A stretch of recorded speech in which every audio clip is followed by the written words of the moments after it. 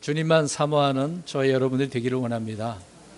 어떠한 환경에서든지 어떠한 일이 벌어진다 할지라도 주님만 바라보며 소망 가운데 살아가야 되는 거죠.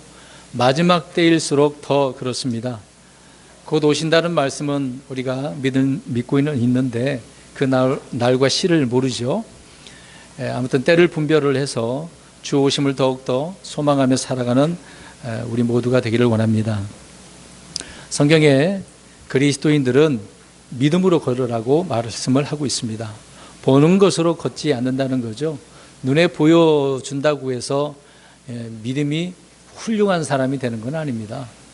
물론 그것을 통해서 보여주는 것을 통해서 깨닫고 주님을 잘 믿으면 좋겠는데 그 보여주는 것이 믿음을 가져다 주는 것은 아니다라고 하는 것입니다. 우리는 성경 말씀을 통해서 알 수 있듯이 믿음은 어디에서 생깁니까? 들음에서. 말씀을 들어야 믿음이 생기는 것입니다. 그래서 기록된 말씀을 잘 읽고 그 말씀 믿고 순종하시게 되어지면 믿음이 풍성하게 되어지는 것입니다. 그래서 우리는 믿음으로 살아가야 되는 것이죠. 오늘 히브리서 11장 28절 말씀 우리가 살펴보고 있는데요. 모세가 어떻게 이집트에서 나왔는지 또 유월절을 어떻게 지켰는지를 말씀을 해주고 있습니다. 그런 내용들을 우리가 살펴볼 때 이미 있었던 구약의 일들, 그러니까 출애굽 과정의 그 일들을 우리가 생각해 보고 그 말씀을 통해서 어떻게 이렇게 유월절을 지켰는지를 우리가 생각해 보려고 합니다. 그리고 오늘은 7월 첫째 주이기 때문에 우리가 주의 만찬을 행하게 되어지죠. 우리가 이 만찬을 행함에 있어서 무엇이 필요한가를 우리가 살펴보려고 하는 것입니다. 모세가 이집트에서 하나님의 권능으로 많은 표적들을 재앙을 나타내 주었지 않습니까? 그런 하나님의 권능으로 행한 것들은 다 표적이었습니다. 특별히 이스라엘 백성들은 표적을 통해서 주님을 믿게 되어지는 부분이 있습니다. 그러나 그것을 통해서 주님의 말씀을 따라 순종을 해야 되는데 그 표적이 그들에게 온전한 믿음을 가져다 주지는 않았다는 거죠. 아무튼 이집트에서 나오기 전에 하나님께서는 모세를 통해서 많은 표적들을 보여주셨다는 것입니다. 이제 첫째 재앙서부터 마지막 재앙까지 우리가 살펴보면 알 수 있습니다.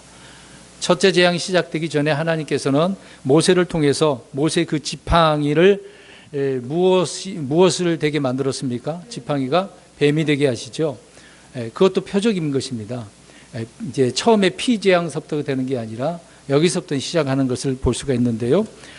지팡이가 뱀이 되는 표적이었고, 둘째는 그 나일강의 그 강물이 피로 변하는 것이었고요. 셋째는 이집트의 개구리가 가득 차는 그런 표적을 보여줬습니다. 근데 그 세 가지 표적도 이집트의 마술사들, 술사들 있지 않습니까? 술사들도 그대로 행했다고 나옵니다. 그러니까 이집트에 있는 술사들도 대단한 사람들이었던 거죠. 그들도 할 수 있었던 뭔가 있었던 거죠. 그들 나름대로 어떤 권능이 있었다는 것을 알 수가 있습니다. 아무튼 이 표적들은 하나님의 크신 권능이고 현대 과학이나 뭐 어떤 철학으로 그런 것들은 해결될 수가 없는 부분입니다. 그런 신비한 현상인데도 불구하고 마술사들이 행했다라는 것은 참 놀라운 일이죠. 이것을 통해서 파라오는 모세가 행한 표적을 우습게 생각하게 되어집니다. 왜요? 자기들의 술사들도 마술사들도 행했기 때문에 아무것도 아니라고 생각했기 때문에 놓아주지 않는 것이죠. 네 번째 표적은 티끌이 재로 변하는 것이었는데 이가 되게 하셨던 거죠.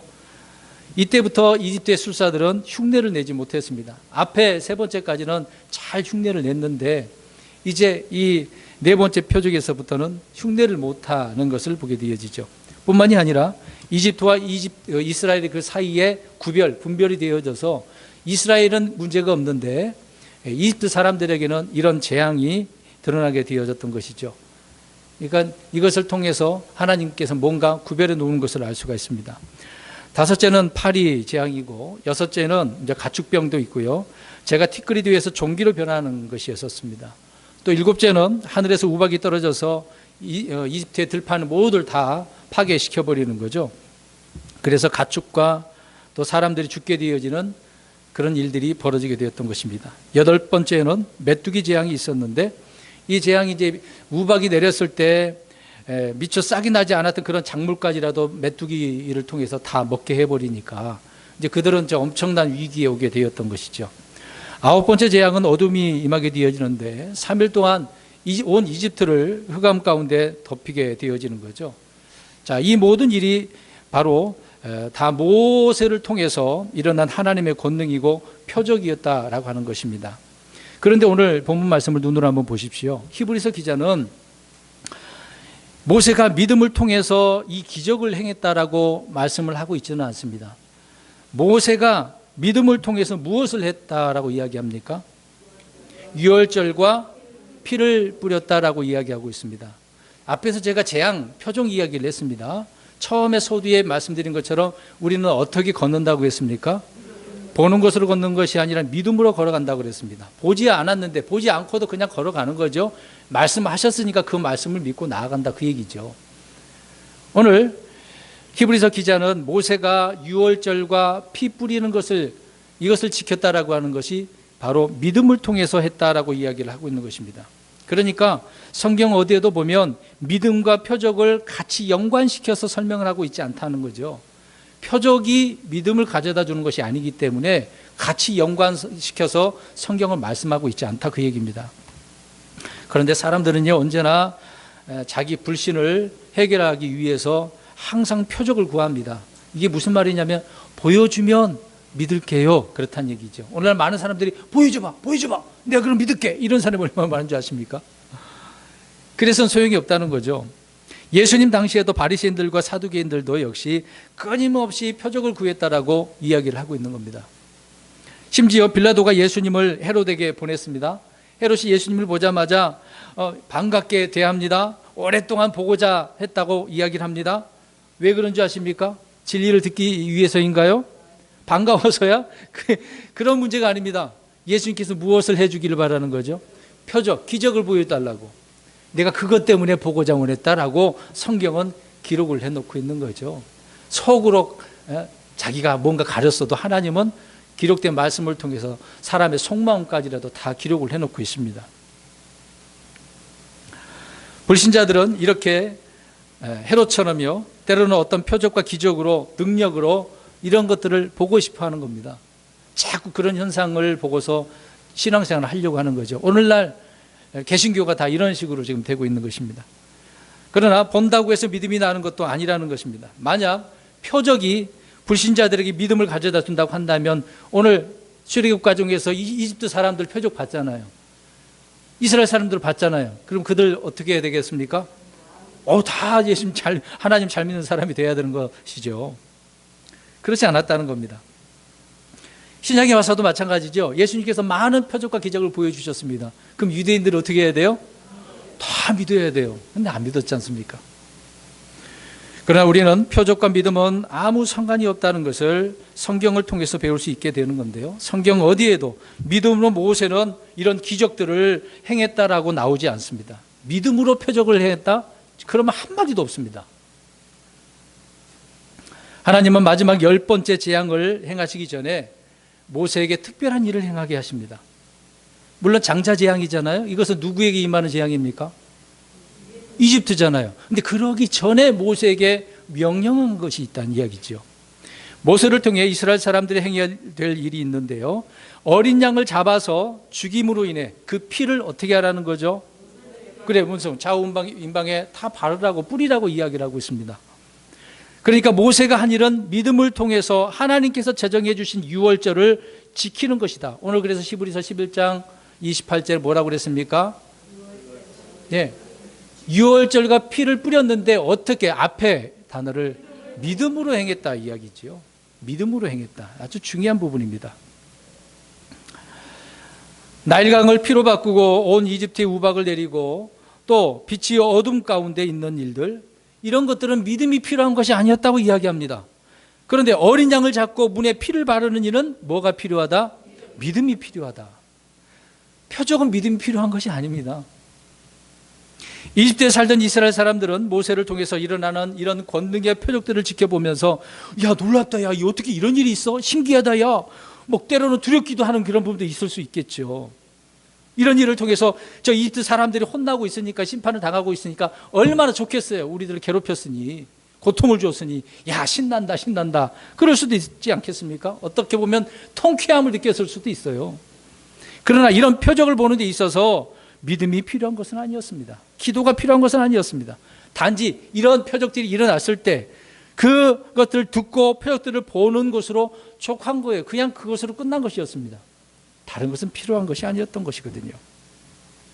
그러나 드디어 그들에게 믿음이 필요한 것이 있었는데, 그것이 바로 유월절을 지키고 그 피를 문에 뿌리는 것이었다라고 이야기합니다. 그래서 오늘 히브리서 11장 28절에 아주 중요한 포인트를, 핵심을 찝어줘서 우리에게 말씀을 해주고 있는 것입니다.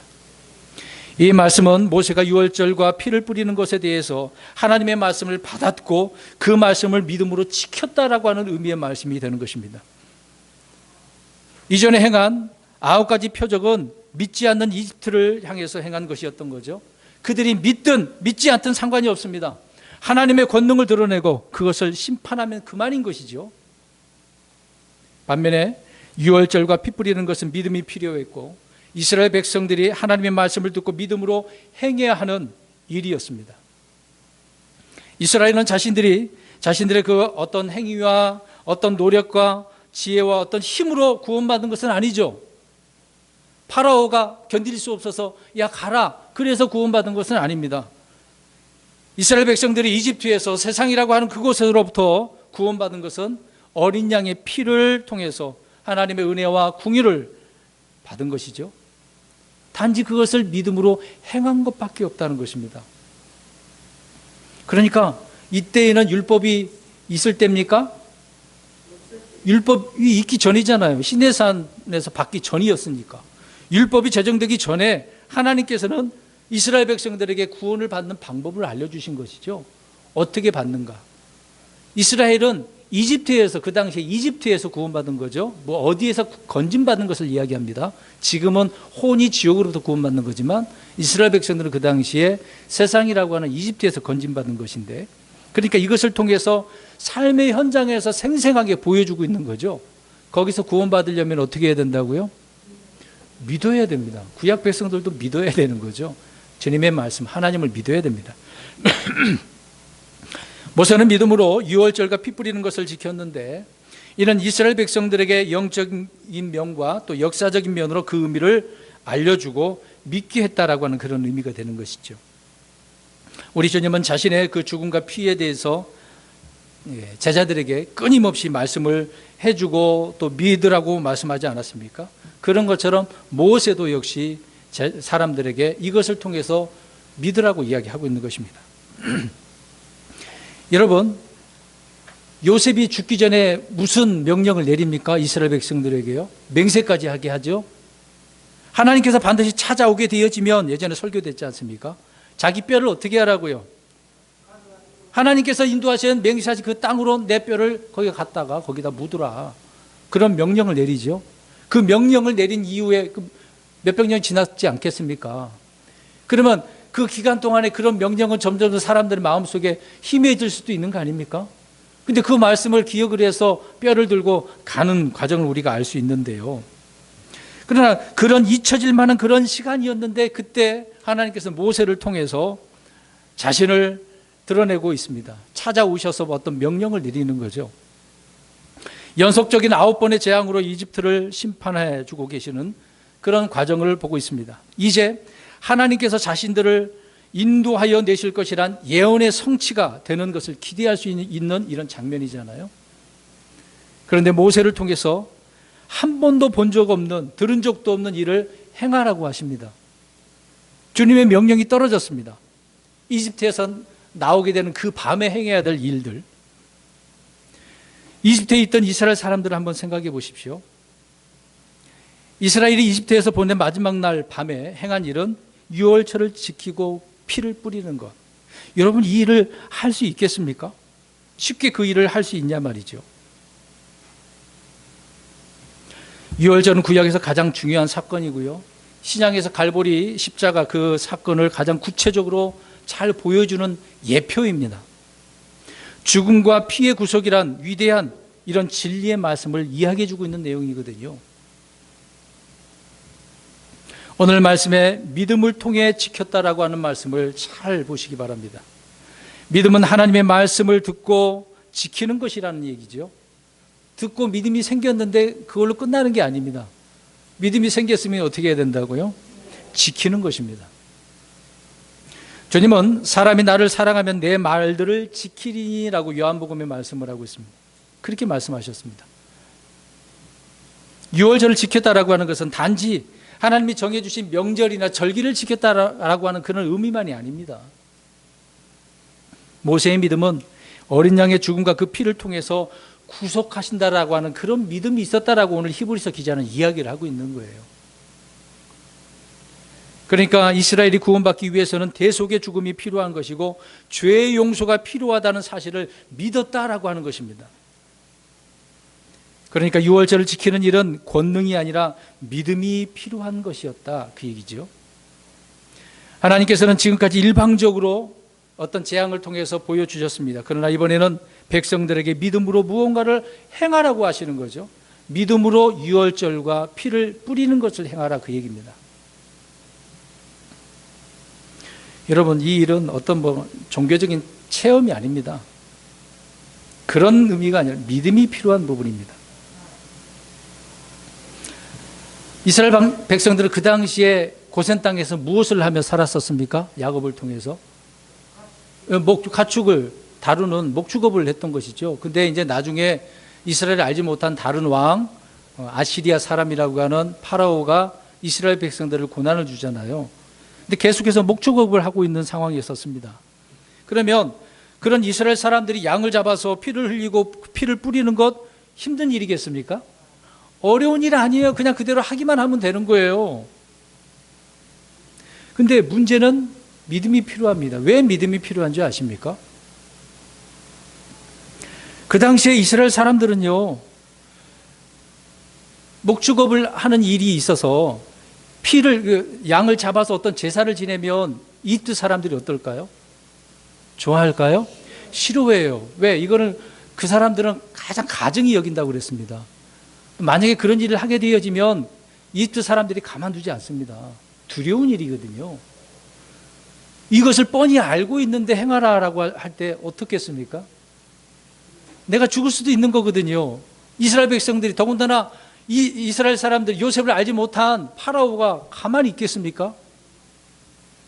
더군다나 이런 일을 한다, 우리가 가증히 여기는 것을 우리 이집트 땅에서 이런 일을 행한다고 가만히 있을 수 없는 일이죠.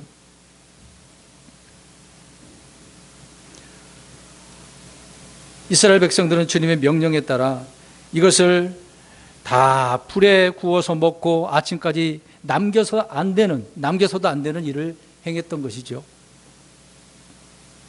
이런 일은 이전에 해본 일도 없던 것이고 대대로 이렇게 내려온 일도 아니었, 전통도 아니었었습니다.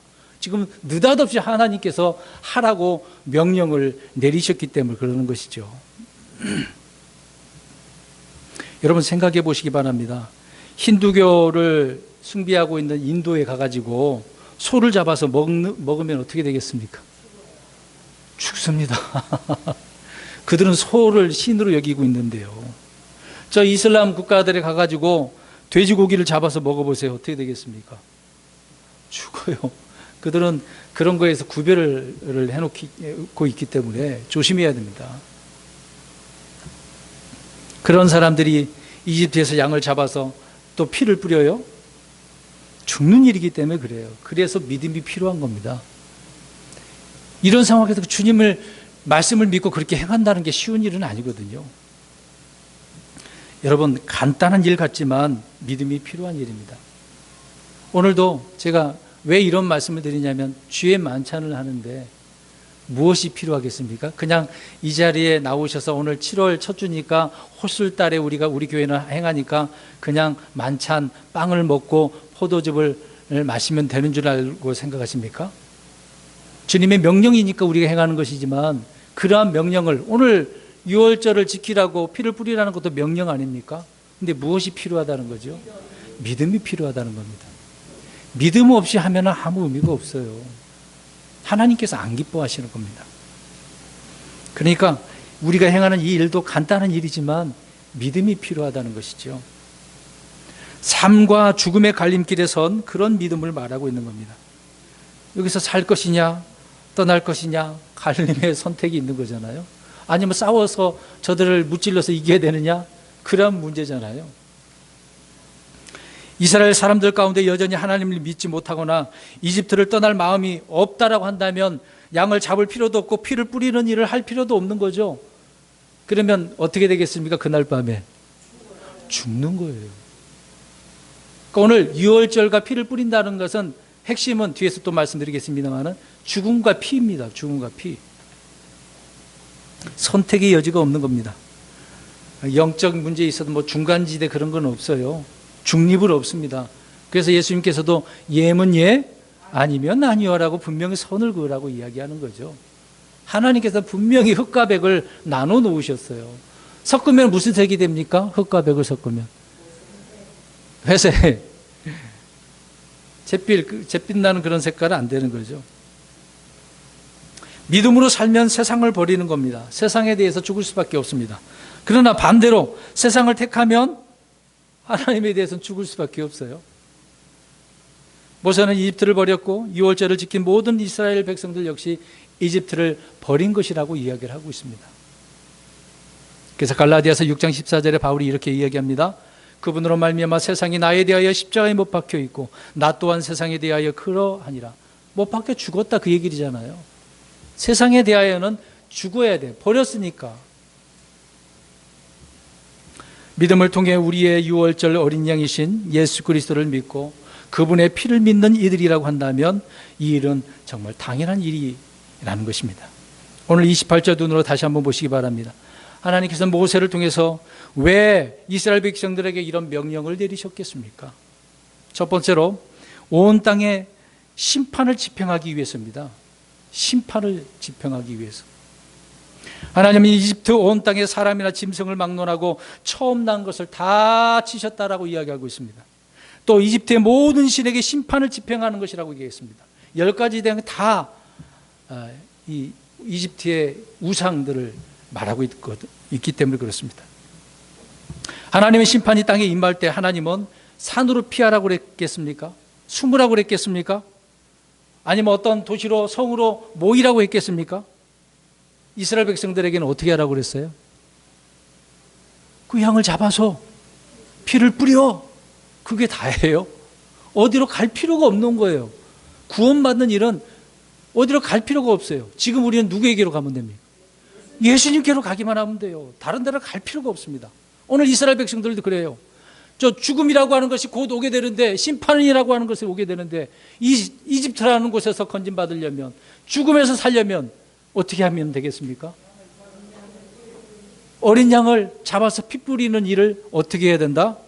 믿음으로 행해야 된다. 출애굽기에는 안 나와요, 그 내용이. 그러나 히브리서에는 분명히 말씀을 하고 있잖아요. 그들이 믿음을 통해서 했다.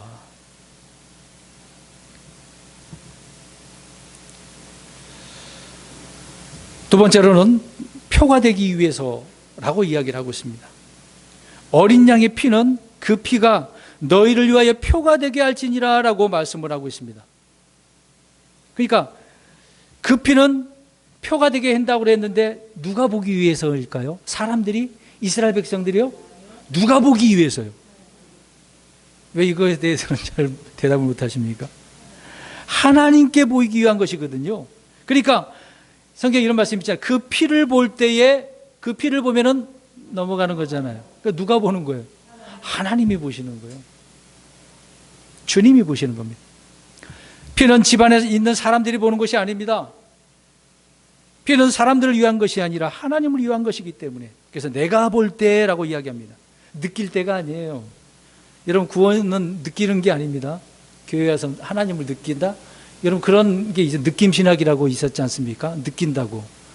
정말 크게 잘못된 것들을 가르치고 있습니다. 조심하셔야 돼요. 느끼는 게 아니라 어떻게 하는 거라고요? 금방 얘기했잖아요. 그 피를 본다. 누가 본다? 하나님이 본다. 그냥 하나님이 그 피를 보는 거예요. 그 피가 어린 양의 피잖아요. 구속의 피 아닙니까? 우리는 믿는 것밖에 아닌데. 그래서 구원은 감정적인 느낌이 아니라 피를 믿는 믿음인 것이죠. 어린 양의 피를 통한 속죄는 장차 하나님의 어린 양 예수 그리스도께서 흘리신 십자가의 피, 보배로운 피를 말씀을 하고 있는 겁니다. 그래서 유월절을 지키라고 하는 명령이 그거예요. 예수님이 그렇게 피를 흘리는 것을 미리 그들에게는 이런 실제 현장에서 경험토록 해 주셨다는 것이죠. 그러니까 하나님께서 보시는 것은 피인데 그 피 아래에 있으면 안전해요, 불안해요? 안전하잖아요. 예수님의 피면 다 끝나는 것이니까. 그러나 사람의 피면 불안해요, 안전해요? 불안해요. 예수님 피여야만 하는 거죠. 그게 가장 안전한 거예요. 사람이 할 수 있는 일은 없습니다. 그 어떤 것이 할 일은 아무것도 없습니다. 하나님은 그 집안에, 그 집에 사는 사람이 과거에 무엇을 했는지, 어떤 인격의 소유자든지 그거에 관심이 없어요. 무엇에 관심이 있어요? 피에 관심이 있어요. 자기 아들 독생자 예수밖에 없어요. 다른 게 필요 없습니다. 우리 사람들 개개인은 이거 필요 없습니다. 예수님의 피를 보시는 거죠. 외모도 가지고 있는 재산도 인물도 아니에요. 소용없습니다. 사람들 잘생긴 사람도 있고 못생긴 사람도 있습니다. 누가 그런 기준을 내놨습니까? 사람들이. 하나님께서 보실 때는 다 똑같아. 근데 다 똑같은데 뭐가 있어야 된다고요? 피가 있어요. 그 뿌려진 피가 있어야 됩니다. 지금은 우리에게는 안 보이죠. 우리는 예수님의 그 피를 말씀을 통해서 믿으니까, 구속의 피를 믿으니까 그게 뿌려진 거죠. 하나님 그걸 보신다는 얘기입니다. 그래서 내가 그 피를 볼 때 너희를 넘어가리니라고 말씀을 하고 있는 거죠. 그래서 주님은 이집트에서 나오는 출애굽을 통해서 구원과 속죄에 대한 이런 교리를 이미 정해놓은 거, 율법이 있기 전에 해놓으신 거예요. 얼마나 감사합니까? 이게 은혜죠. 이게 긍휼이고요. 그리고 모세가 믿음을 통해 유월절을 지키는 것은 놀라운 표적을 행하기 위해서가 아니라 온 이집트 땅에 떨어지는 하나님의 진노를 피하기 위한 거잖아요. 진노를 피하기 위해서. 그러니까 그 피가 죄에서 심판을 받고 죽는 것인데 진노를 피하게 되어지는 거잖아요. 이걸 믿지 않은 사람들은 모두가 다 본질상 진노의 자녀라고, 진노가 임한 사람이라고 이야기하고 있습니다. 그러나 주를, 예수 그리스도를 믿는 순간 그 진노가 어떻게 됩니까? 사라집니다. 없어지는 거예요. 그러니까 우리는 죄에 대한 심판에 대해서 걱정이 없습니다. 여러분 여전히 불안하십니까? 내가 죄를 지으면 내가 이것 때문에 또 지옥 가는 거 아닌가? 그런 생각하고 계십니까? 잘못된 생각이죠. 믿음은 하나님의 진노와 심판을 막아주는 겁니다. 우리의 믿음 역시 동일한 것이죠. 예수 그리스도를 믿을 때 우리는 하나님의 진노와 심판을 그래서 피할 수 있는 것입니다. 앞으로 대환란이 오게 되어질 때 많은 사람들이 이 진노 가운데, 심판 가운데 있게 될 것입니다. 그러나 저 여러분들은 어떻습니까? 이런 진노가 없습니다. 그 전에 하나님께서 데려가시니까요. 모세는 하나님의 능력을 9가지 재앙을 통해서 이집트에 보냈지만 파라오의 마음은 여전히 마음이 강팍하고 완악한 상태였습니다. 주님은 10번째 재앙으로 파라오의 마음을 꺾으시고 이집트의 속박으로부터 이스라엘을 구속하기로 작정을 하신 것이죠. 그런데 이 일은 죽음과 피로만 해결될 일이었다는 것이죠. 그래서 유월절 어린 양의 죽음과 피는 예수 그리스도의 죽음과 피를 보여주는 것이다 라고 하는 것입니다. 우리 성경 한 구절 보겠습니다. 고린도전서 5장 7절 다 같이 읽겠습니다. 고린도전서 5장 7절을 보십시오. 아는 내용이지만 한 번 더 확인을 하기를 원합니다. 5장 7절 시작. 그러므로 너희는 누룩 없는 자들인데 새 덩어리가 되기 위하여 묵은 누룩을 제거하라. 우리의 유월절 어린 양 곧 그리스도께서 우리를 위하여 희생물이 되셨느니라. 아멘. 이미 몇백 년, 몇천 년 전에 이렇게 행했던 일들이 예수님을 예표하는 것이고 친히 이 땅에 오셔서 예수님께서 자신을 희생물로 드리신 이 내용을 사도 바울은 깨닫고 우리에게 말씀을 해주고 있지 않습니까? 그러니까 하나님의 진노와 심판을 피하는 유일한 길은 어린 양의 죽음의 그 피다는 이야기죠. 죽음과 피. 대신 누가 죽어줄 필요도 없습니다. 사람이 죽는다고 해서 해결되는 일은 아니죠. 이방 종교를 보십시오. 구약 이스라엘 백성들도 행했던 것이지만 제사 지낼 때 어떤 제사까지 지낸 줄 아십니까? 인신제사. 자기 아들까지라도 바쳐서 제사를 지내는 왕도 있었습니다. 이 비참한 일이죠. 하나님은 이교도들이 행하는 그런 것들은 아무것도 의미가 없다라고 이야기하고 있습니다. 자신의 독생자를 통해서 죽이시는 그런 희생물을 원하고 계셨던 것이죠. 그 피만이 되어야만 하기 때문에 그렇습니다. 어린 양에 대해서 잠깐 말씀을 드리려고 합니다. 당시 이스라엘 백성들이 어린 양을 잡아서 피를 뿌리는 이것이 어떤 규례의 의미를 담고 있는지를 잠깐 말씀을 드리고 뒤에 마무리를 지어서 결론을 지으려고 합니다. 첫 번째로 유월절을 지키려면 뭐가 필요한 거죠? 가장 중요한 어린 양. 어린 양이 필요합니다. 그런데 그 어린 양 되시는 분이 우리 예수 그리스도라고 말씀을 하고 있는 것이죠.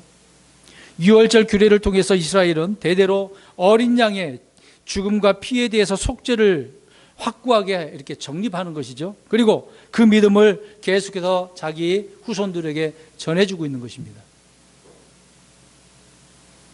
그런 일을 행하면서 신약에 와서는 예수님이 다 이루시게 되어진 것이죠.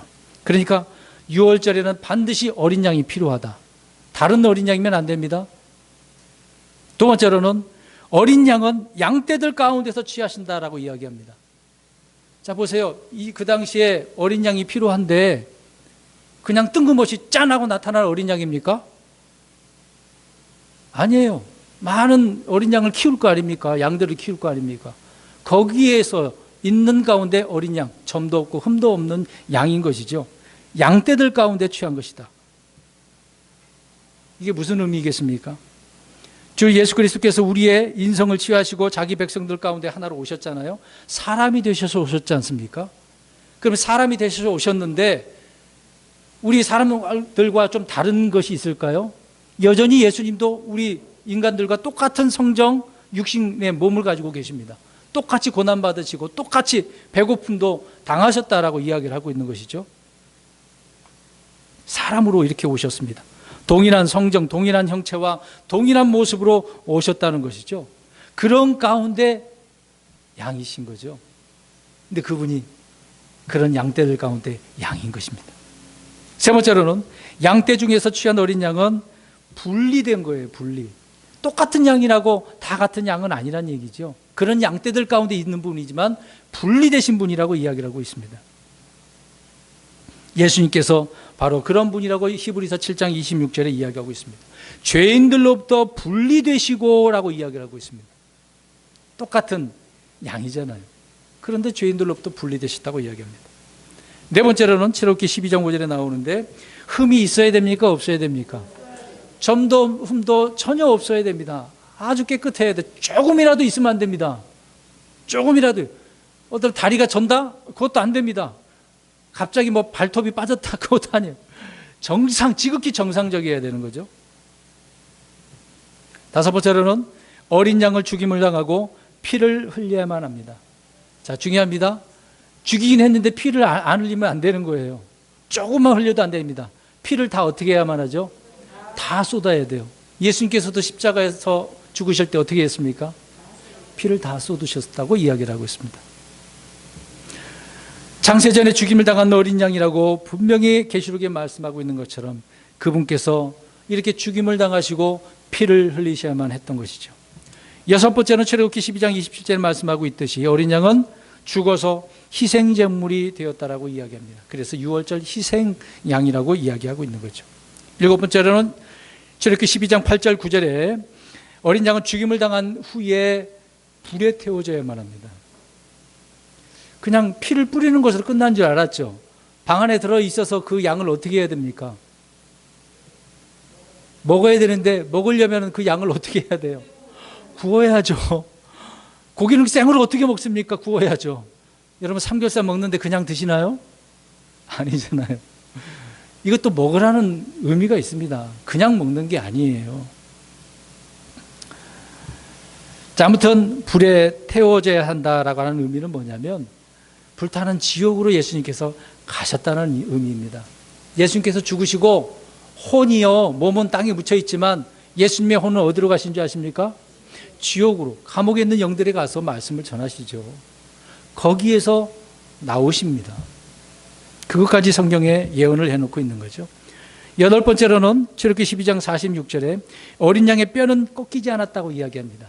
예수님께서 죽으실 때 로마 병정들이 다른 그 양편에 있는 죄수들을 죽여서 뼈를 꺾잖아요. 근데 예수님이 이미 죽은 줄 알고 어떻게 했습니까?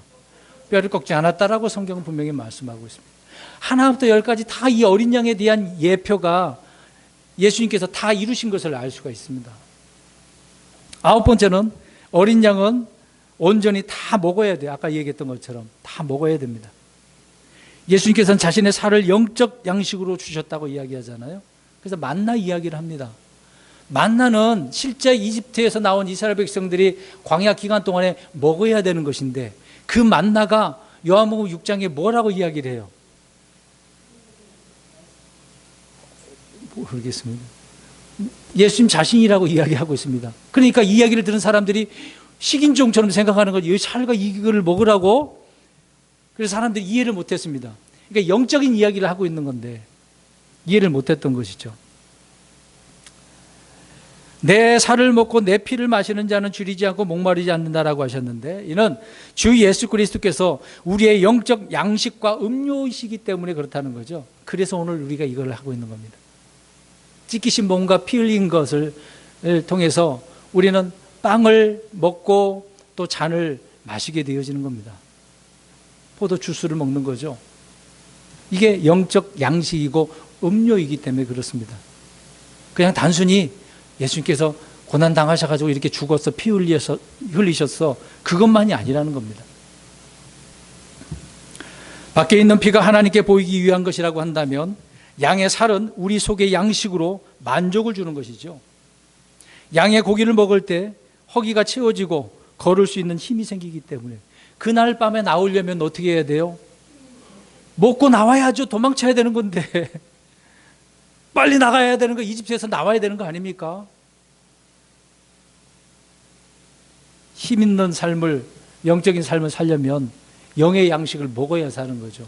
주님의 말씀을 읽어야, 들어야 믿음이 생기고 그 말씀으로 능력 있는 삶을 살게 되는 것인데 듣지도 않고 말씀을 읽지도 않는데 그 양식으로 어떻게 살 수가 있겠습니까?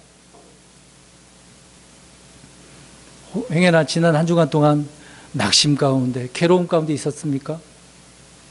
그러면 주님의 양식을 제대로 못 먹으신 거죠.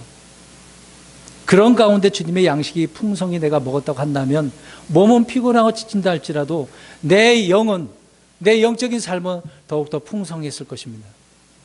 어떻게 사셨나요? 풍성하셨습니까? 아니면 괴로우셨습니까? 괴로우셨어요. 육신의 삶이 괴로운 거죠.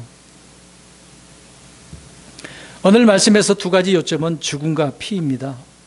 유월절 어린 양과 피, 뿌리는 것. 죽음과 피는 분리할 수가 없습니다. 죽으면 당연히 뭐가 흘리니까? 피가 흘리기 때문에. 근데요, 죽지 않으시고 피만 흘렸다든가, 죽으시긴 했는데 피는 조금도 흘리지 않고 깨끗하게 죽었다든가, 그러면 속죄의 의미는 없잖아요. 속죄라고 하는 것은 값을 치르는 건데, 그 값은 무슨 값이죠? 피값이잖아요. 피값을 치르는 거 아닙니까? 그리고 그리스도의 죽음은 우리의 자아를 처리하는 죽음이기 때문에 그러는 거죠. 내가 다 죽는 겁니다. 몸도 죽는 것뿐만 아니라 내 속에 있는 모든 자아까지 다 죽는 거죠.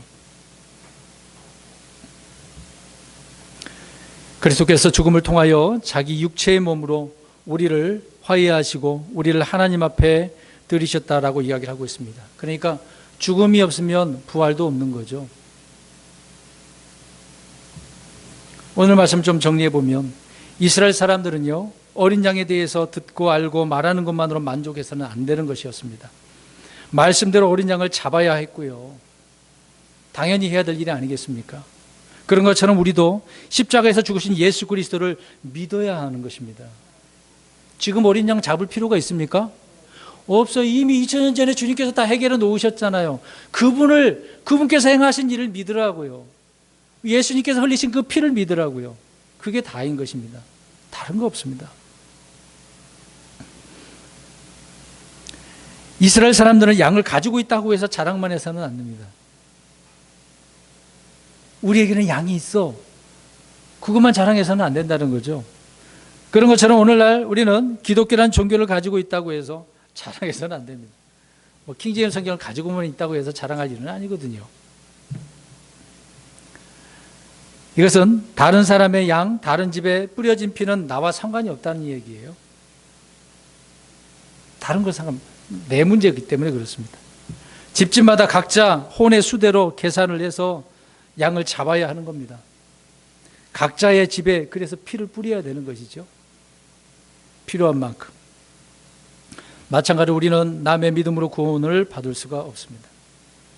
믿음으로 유월절을 지키고 어린 양의 피를 뿌리는 사람들은 살았기 때문에. 그러니까 오늘 이 자리에 우리가 주의 만찬을 행할 때도 각자가 행하는 겁니다. 내 가족들 중에 오늘 못 나왔어. 내가 대신 하나 더 먹어야지. 그러면 소용이 없습니다. 본인이 직접 해야 되는 일이죠. 내 믿음을 가지고 내가 행해야 될 일이기 때문에 그렇습니다. 명령에 순종하는 일은 내가 하는 것이죠. 대신해 줄 일은 아닌 것입니다. 피가 없는 이들은 모두 파멸하는 자에 의해서 멸망당했다라고 이야기를 하고 있습니다. 얼마나 중요합니까? 우리는 멸망당하지 않고 살게 되었으니 얼마나 감사해요. 여러분, 이스라엘 백성들을 통해서 하나의 그들에게 있어서는 절기잖아요. 근데 이것을 우리에게 하나의 샘플로 이미 주시고 교훈 삼아서 이 마지막 때에 우리 예수님이 어떤 분이라는 것을 분명히 말씀을 해주고 있습니다. 이런 예수님을 믿고 있는 우리들이 믿음 생활 대충 할 수는 없는 일이잖아요.